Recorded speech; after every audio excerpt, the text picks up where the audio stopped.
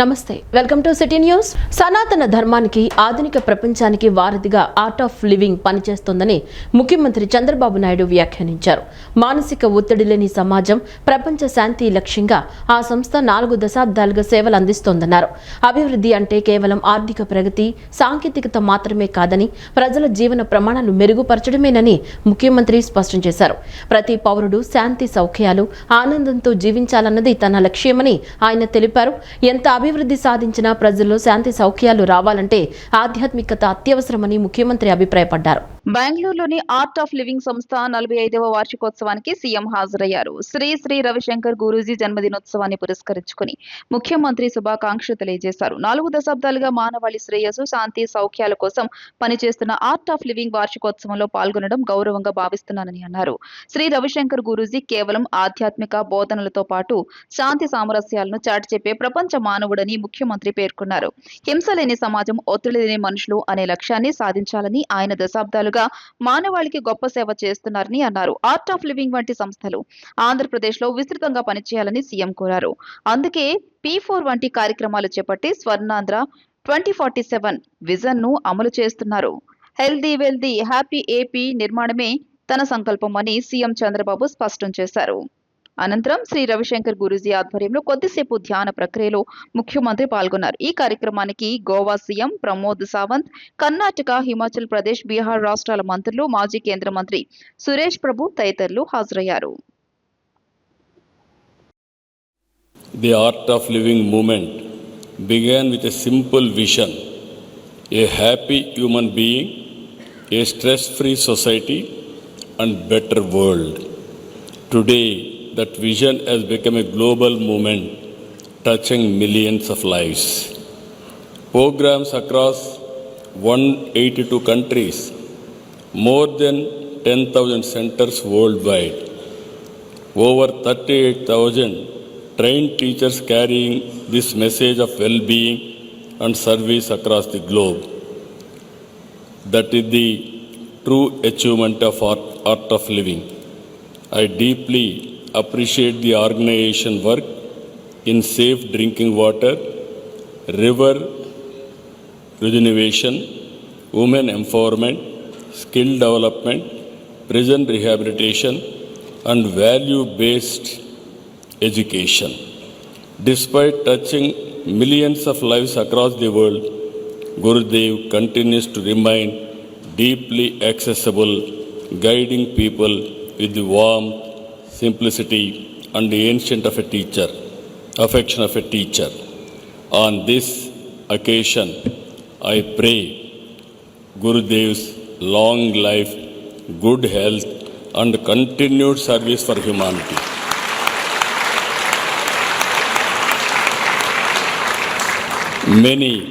May he continue to inspire generations with wisdom, compassion, and positivity. Today, the world is advancing rapidly. Artificial intelligence is transforming industries. Technology is order of the day, and also global competition is becoming more intense. At the same time, the world is also witnessing growing geopolitical uncertainty, conflicts, wars across regions. These developments are affecting గ్రామీణ ప్రాంతాల్లో త్రాగునీటి నాణ్యతను పెంచడానికి, ప్రజల ఆరోగ్య రక్షణకు ప్రతి పంచాయతీలో ఉన్న ఫిల్టర్ బెడ్లను 4 రోజులు శుభ్రం చేయాలని ఉప ముఖ్యమంత్రి, పంచాయతీరాజ్, గ్రామీణాభివృద్ధి, గ్రామీణ నీటి సరఫరాల శాఖ మంత్రి పవన్ కళ్యాణ్ అధికారులను ఆదేశించారు. ఈ ప్రక్రియ విజయవంతం అయ్యేలా జిల్లా కలెక్టర్లు పర్యవేక్షించాలని స్పష్టం చేశారు. ఆర్సెనిక్, ఫ్లోరైడ్ లాంటి ఖనిజాలు, లవణీయత తదితరాలు ప్రమాదకర స్థాయిలో ఉన్న ప్రాంతాల్లో త్రాగునీటిని మాత్రమే కాకుండా గృహ అవసరాలకు సరఫరా చేసే నీటిని కూడా పూర్తిగా శుద్ధి చేసి సరఫరా చేయాలని స్పష్టమైన మార్గదర్శకాలు ఇచ్చారు. విద్యార్థుల వసతి గృహాలు, అంగన్వాడీ కేంద్రాల్లో త్రాగునీటి నాణ్యత పరిశీలనకు FTK కిట్లు అందుబాటులో ఉంచాలని ఆదేశించారు. మంగళగిరి క్యాంపు కార్యాలయంలో గ్రామీణ నీటి సరఫరా శాఖ అధికారులతో ఉప ముఖ్యమంత్రి పంచాయతీరాజ్ గ్రామీణాభివృద్ధి గ్రామీణ నీటి సరఫరా శాఖల మంత్రి పవన్ కళ్యాణ్ సమావేశమయ్యారు. జల్ జీవన్ మిషన్ పనుల పురోగతిపై సమీక్షించారు. ఈ సందర్భంగా పవన్ కళ్యాణ్ మాట్లాడుతూ గ్రామాల్లో నివసించే ప్రతి ఒక్కరికి స్వచ్ఛమైన, సురక్షితమైన తాగునీరు అందించడం గ్రామీణ ఆరోగ్యానికి, అభివృద్ధికి అత్యంత కీలకమన్నారు. భూగర్భ జలాల్లో ఆర్సెనిక్, ఫ్లోరైడ్, లవణీయత ఎక్కువగా ఉన్న గ్రామాలను శాస్త్ర సాంకేతిక పద్ధతుల్లో గుర్తించాలన్నారు. ఈ ప్రాంతాల్లో వాటిని తొలగించే అధునాతన వాటర్ ప్యూరిఫికేషన్ ప్లాంట్లు ఏర్పాటు చేసి శుద్ధ జలాలను ప్రజలకు అందించాలన్నారు. కేవలం తాగడానికే కాకుండా వంట, స్నానం, దుస్తులు ఉతకడం వంటి ఇంట్లో వాడే అన్ని అవసరాలకు కూడా శుద్ధి చేసిన నీటినే సరఫరా చేయాలని సూచించారు. నీటి వల్ల చర్మ వ్యాధులు రాకుండా చూడాలన్నారు. ఇలాంటి ప్రాంతాల్లో ప్రజల అనారోగ్య సమస్యలు గుర్తించడానికి వైద్య శిబిరాలు నిర్వహించాలని కోరారు. మెడికల్ అండ్ హెల్త్ డిపార్ట్మెంట్ ను సమన్వయం చేసుకుంటూ ఒక నిర్దిష్ట కాలపరిమితిని నిర్దేశించుకుని యాక్షన్ ప్లాన్ అమలు చేయాలన్నారు. తాగునీటి కొరత తీవ్రంగా ఉన్న గ్రామాలను గుర్తించి తక్షణమే ప్రత్యామ్నాయ మార్గాల ద్వారా తాగునీటిని సరఫరా చేయాలని చెప్పారు. రాష్ట్ర వ్యాప్తంగా పెండింగ్ లో ఉన్న జల్ జీవన్ మిషన్ పనులను వేగవంతం చేసి సకాలంలో పూర్తి చేయాలన్నారు. కేబినెట్ ఆమోదం తెలిపిన 3,000 నీటి ఎద్దడి గ్రామాల్లో తాగునీటి పనులను యుద్ధ ప్రాతిపదికన ముందుకు తీసుకెళ్లాలన్నారు. నీటి సమస్య తీవ్రంగా ఉన్న గ్రామాల్లో స్వయంగా పర్యటించి ప్రజల ఇబ్బందులను పూర్తి స్థాయిలో ప్రత్యక్షంగా తెలుసుకుంటానన్నారు. హిందూ ధర్మానికి, ఆచార వ్యవహారాలకు కూటమి ప్రభుత్వం పెద్దపీట వేసిందని దేవాదాయ శాఖ మంత్రి ఆనం రామనారాయణ రెడ్డి తెలిపారు. వీఐపీ ప్రారంభ విరామ దర్శన సమయంలో ఆయన తిరుమల శ్రీవారిని దర్శించుకున్నారు. టీటీడీ అధికారులు ఆయనకు స్వాగతం పలికి దర్శనం ఏర్పాట్లు చేశారు. అనంతరం ఆలయంలోకి వెళ్లిన మంత్రి స్వామివారిని దర్శించుకుని మొక్కులు చెల్లించారు. దర్శనానంతరం రంగనాయకుల మండపంలో పండితులు ఆశీర్వచనం చేసి స్వామివారి తీర్థ ప్రసాదాలను అందజేశారు. అన్ని వర్గాలకు సంక్షేమం, అభివృద్ధి కార్యక్రమాలు అందిస్తున్న సీఎం చంద్రబాబుకు, రాష్ట్ర ప్రభుత్వానికి శ్రీవారి ఆశీస్సులు నిండుగా ఉండాలని ప్రార్థించినట్లు మంత్రి ఆనం చెప్పారు. ఈరోజు ఆంధ్రప్రదేశ్ రాష్ట్రంలో హిందూ ధర్మానికి, సనాతన ఆచార వ్యవహారాలకి పెద్దపీట వేసినటువంటి నేటి కూటమి ప్రభుత్వం నాయకత్వం శ్రీ నారా చంద్రబాబు నాయుడు గారు అనేక అభివృద్ధి సంక్షేమ కార్యక్రమాలు తన ప్రభుత్వం గుండా ప్రతి వర్గానికి అందించే క్రమంలో ఆ దేవదేవుని యొక్క ఆశీస్సులు కూడా మా ప్రభుత్వానికి, మా ముఖ్యమంత్రి గారికి ఉండాలని చెప్పి కోరుకోవడానికి కుటుంబ సమేతంగా స్నేహితులు అందరం కలిసి ఇక్కడికి రావడం జరిగింది. కూటమి ప్రభుత్వాన్ని అస్థిరపరిచేందుకు గాను రాష్ట్రంలో అలజడులు సృష్టించారని వైకాపా అధినేత జగన్ కుట్ర పన్నారని ఎక్సైజ్ శాఖ మంత్రి కొల్లు రవీంద్ర ధ్వజమెత్తారు. కల్తీ మద్యంపై విచారిస్తున్న సిట్ ఈ విషయాన్ని బట్టబయలు చేసిందన్నారు. గతంలో సొంత బాబాయ్ వైఎస్ వివేకాను అత్యంత దారుణంగా హత్య చేయించి ఆ నిందను సీఎం చంద్రబాబుపై వేసేందుకు ప్రయత్నించిన తరహాలోనే రాష్ట్రంలో శాంతి భద్రతల సమస్య సృష్టించేందుకు కల్తీ మద్యం కుట్రను నడిపించారని దుయ్యబట్టారు. మంగళగిరిలోని టీడీపీ కేంద్ర కార్యాలయంలో మంత్రి కొల్లు రవీంద్ర నిన్న విలేకరులతో మాట్లాడారు. కల్తీ మద్యం కేసులో మాజీ మంత్రి జోగి రమేష్ ప్రధాన నిందితుడిగా తేలినట్లు సిట్ నిర్ధారించిందన్నారు. ఈ కుట్రలో అద్దెపల్లి జనార్దన్, వాళ్ల సొంత తమ్ముడు జగన్మోహన్లతో పాటు పలువురు వైకాపా నాయకులు పాత్ర ఉన్నట్లు విచారణలో స్పష్టమైందన్నారు. ఇటీవల పాస్టర్పై దాడి జరిగిందంటూ చేసిన అసత్య ప్రచారం వెనుక కులాలు, మతాల మధ్య చిచ్చుపెట్టి రాజకీయంగా లబ్ధి పొందాలనే వైకాపా కుతంత్రం దాగుందని విమర్శించారు. గొడ్డల పార్టీ భాగవతం మరొకసారి బట్టబయలైంది. ముఖ్యంగా కల్తీ మద్యం కేసులో ఏదైతే సిట్ ఏర్పాటు చేశామో ఆ సిట్ విచారణలో మరి ఈరోజు చేసినటువంటి ఛార్జ్ షీట్లో మొత్తం ఆ కల్తీ మద్యం ఏ రకంగా ఎవరెవరు ఇన్వాల్వ్ అయి ఉన్నారో స్పష్టంగా ఇవాళ బట్టబయలైన విషయాన్ని ఈ సందర్భంగా తెలియజేస్తా ఉన్నా. ఆ రోజు ఈ రాష్ట్రంలో అంటే ప్రభుత్వంలో అస్థిరపరచాలని, ప్రభుత్వంలో అలజడులు, రాష్ట్రంలో అలజడులు సృష్టించాలని, అంటే మనుషులు ప్రాణాలతో విలువ లేదు వాళ్ళకి అంతిమంగా కావాల్సింది రాజకీయం, ఒక దుర్మార్గమైనటువంటి రాజకీయం. ఆ రాజకీయం చేయటానికి ఎంత నీచానికైనా దిగే పరిస్థితి ఇవాళ జగన్మోహన్ రెడ్డి చేశారు. మరొకసారి జోగి రమేష్ ప్రధాన నిందితుడిగా ఉండి మరి ఆ రోజున మొలకల చెరువులో, ఇబ్రహీంపట్నంలో కల్తీ మద్యం చేసి వాటిని షాపులకు తరలించి దాని ద్వారా ప్రజల ప్రాణాలతో చెలగాటమాడాలని ప్రయత్నం చేసినటువంటి విషయాన్ని అద్దేపల్లి జనార్దన్, అలాగే వాళ్ళ సొంత తమ్ముడు జగన్మోహన్, వీళ్ళందరూ కూడా దీంట్లో పాత్రలు ఉన్నాయని చెప్పి, దీనికి ప్రధాన కారకుడు జోగి రమేష్ అని చెప్పి ఇవాళ క్లియర్గా కనబడతా ఉంది. ప్రభుత్వం ఇవాళ, ఎందుకంటే జగన్మోహన్ రెడ్డి యొక్క నైజం ఆ రోజున చూసాం. సొంత బాబాయిని హత్య చేసి ఆ సొంత బాబాయ్ హత్యని ప్రభుత్వం మీద వేయాలని, అలాగే నెక్స్ట్ డే చంద్రబాబు నాయుడు గారు ఫోటోని పేపర్లో నిలువెత్తు ఫోటో వేసి చేతిలో గొడ్డలు పెట్టి నారాసుర రక్త చరిత్ర. అంటే ఎంత దుర్మార్గమైనటువంటి ఆలోచన ఉన్నటువంటి వ్యక్తో ప్రజలు కూడా గమనించాలి. ఇవాళ ప్రభుత్వం మీదే కుట్ర చేయాలని చెప్పి, ప్రభుత్వంలో అలజడి సృష్టించాలి ప్రజల మధ్యనని చెప్పి అతను చేసినటువంటి విధానం, ఈ మద్యం స్కామ్ మొత్తం కూడా, ఎందుకంటే గతంలో కూడా 2019కి ముందు తిరుపతి జిల్లా చంద్రగిరి మండలం తొండవాడ గ్రామానికి చెందిన భాగ్యవతి కువైట్లో ఇబ్బందులు ఎదుర్కొంటున్నారనే మీడియా కథనాలపై ముఖ్యమంత్రి కార్యాలయం తక్షణం స్పందించింది. బాధిత మహిళను సురక్షితంగా భారత్కు తీసుకురావడానికి అత్యవసర చర్యలు చేపట్టాలని సంబంధిత అధికారులను ముఖ్యమంత్రి చంద్రబాబు ఆదేశించారు. తిరుపతి జిల్లా చంద్రగిరి మండలం తొండవాడ గ్రామానికి చెందిన భాగ్యవతి కువైట్లో ఇబ్బందులు ఎదుర్కొంటున్నారనే మీడియా కథనాలపై ముఖ్యమంత్రి కార్యాలయం తక్షణం స్పందించింది. బాధిత మహిళను సురక్షితంగా భారత్కు తీసుకురావడానికి అత్యవసర చర్యలు చేపట్టాలని సంబంధిత అధికారులను ముఖ్యమంత్రి చంద్రబాబు ఆదేశించారు. ఉపాధి కోసం ఈ ఏడాది ఫిబ్రవరిలో కువైట్కు వెళ్లిన భాగ్యవతి అక్కడ గృహ సహాయకురాలుగా పనిచేస్తుండగా ఉద్యోగ వీసా కల్పించకుండా ఏజెంట్లు నిర్లక్ష్యం చేసినట్టు తెలిసింది. అంతేకాకుండా తనను శారీరకంగా మానసికంగా వేధింపులకు గురి చేస్తున్నట్లు కుటుంబ సభ్యులకు సోషల్ మీడియా ద్వారా బాధితురాలు సెల్ఫీ వీడియో ద్వారా తెలియజేశారు. స్వదేశానికి తిరిగి పంపించాలని కోరితే డబ్బులు చెల్లించాలని ఒత్తిడి తెస్తున్నారని ఆమె ఆ వీడియోలో ఆవేదన వ్యక్తం చేశారు. రాష్ట్ర ప్రభుత్వ మార్గదర్శకాలతో ఏపీ ఎన్ఆర్టీ వెంటనే స్పందించి కువైట్లోని భారత రాయబార కార్యాలయంతో సంప్రదింపులు జరిపింది. బాధితురాలి భద్రతకు ప్రాధాన్యమిస్తూ ఆమెను తక్షణం స్వదేశానికి రప్పించే దిశగా ప్రయత్నిస్తోంది.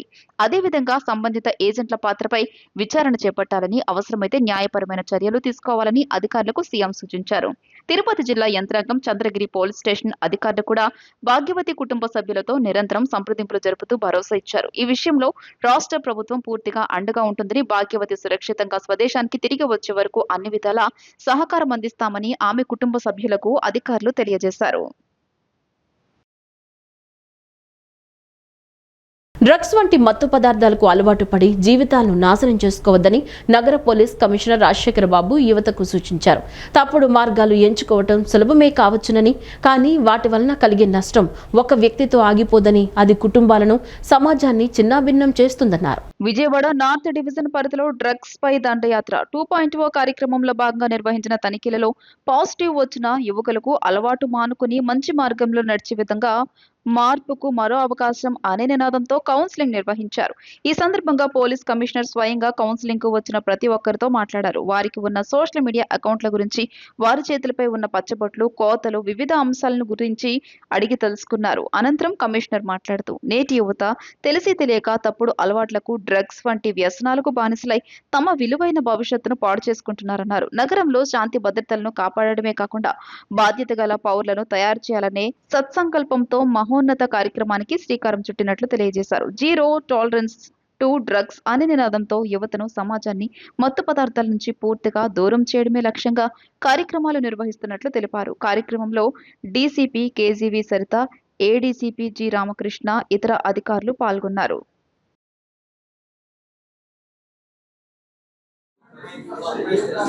సర్ప్రైజ్ టెస్ట్లు ఉంటాయి, గుర్తుపెట్టుకోండి. అందరికీ సర్ప్రైజ్ టెస్ట్ ఉంటుంది. ఇది మొదటి విషయం, సర్ప్రైజ్ టెస్ట్లు. ఓకే, రెండో విషయం చెప్తున్నా, చాలా ఇంపార్టెంట్, మీరందరూ కూడా గుర్తుపెట్టుకోవాలా, చాలా ఇంపార్టెంట్. రెండో విషయం ఏంటంటే, మీతో పాటు గంజాయి తాగిన వాళ్ళ పేర్లన్నీ పోలీసులకు చెప్పాలా.